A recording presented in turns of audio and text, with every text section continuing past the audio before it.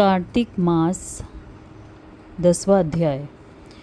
राजा पृथु पूछने लगे कि हे मुनि, आपने कार्तिक मास में विष्णु की पूजा का महात्म्य कहा। इस मास में किसी और भी देवता का पूजन या व्रत होता हो तो वह भी कहिए। नारद जी कहने लगे कि अश्विन शुक्ला पूर्णमासी को ब्रह्मा जी का व्रत होता है, कार्तिक कृष्णा चतुर्थी को गणेश जी का तथा अष्टमी व अमावस को श्री लक्ष्मी जी का व्रत होता है। कार्तिक में जो कुमारी इस व्रत को करती है उसको सुयोग्य पति मिलता है। जो विवाहित स्त्री इस व्रत को करती है उसका सौंदर्य अटल रहता है। प्रातःकाल स्नान आदि से निवृत्त होकर चंदनादि से गणेश जी का पूजन करें। सायकाल फिर गणेश जी का पूजन करके चंद्रोदय होने पर चंद्रमा को अर्घ्य देवें और फिर उत्सव मनाकर भोजन करें।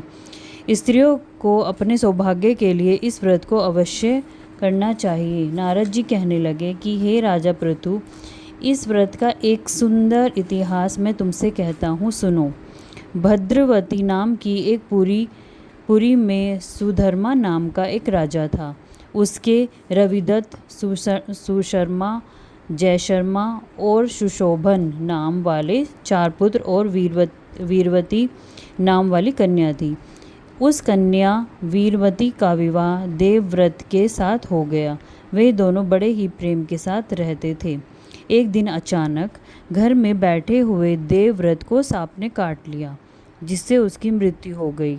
वीरमती बहुत जोर से रोने लगी और चिल्लाने लगी। उसके चारों भाई तथा माता पिता भी वहाँ पर आ गए और सारा पुर दुख रूपी समुद्र में डूब गया। उसी समय दुखों में डूब करने के लिए पुलस्त्य ऋषि भी वहाँ पर आ पहुँचे। राजा ने हाथ जोड़कर कहा कि हे महाराज, कौन से पाप कर्म से मेरी यह कन्या विधवा हुई है।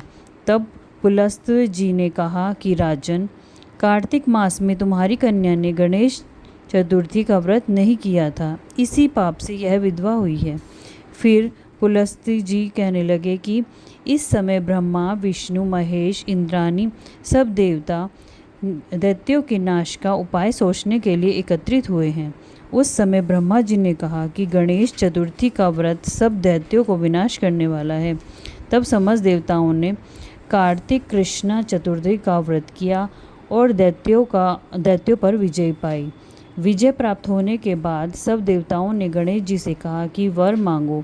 तब गणेश जी ने कहा कि जो स्त्री कार्तिक कृष्णा चतुर्दशी का व्रत करेगी उसका पति चिरंजीव हो, जो न करे वह स्त्री विधवा हो जाए। अतः इस व्रत को अवश्यमेव सब स्त्रियों को ही करना चाहिए। पुलस्त्य जी कहने लगे कि हे राजन, तुम्हारी कन्या ने इस व्रत को नहीं किया था, इसी कारण वह विधवा हुई है।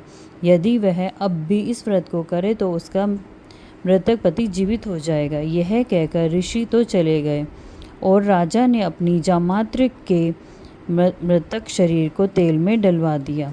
जब कार्तिक मास आया तो उसकी कन्या ने विधिवत व्रत करके उद्यापन में ब्राह्मणों को बहुत सा धन दिया, जिसके प्रभाव से उसका मृतक पति फिर से जीवित हो गया। अतः सौभाग्यवती स्त्रियों को अपने सौभाग्य की रक्षा तथा संतान प्राप्ति के लिए यह व्रत अवश्य करना चाहिए। बोल गणेश जी भगवान की जय। बोल विष्णु भगवान की जय। बोल गणेश शिव शंकर भगवान की जय। बोल पार्वती मैया की जय।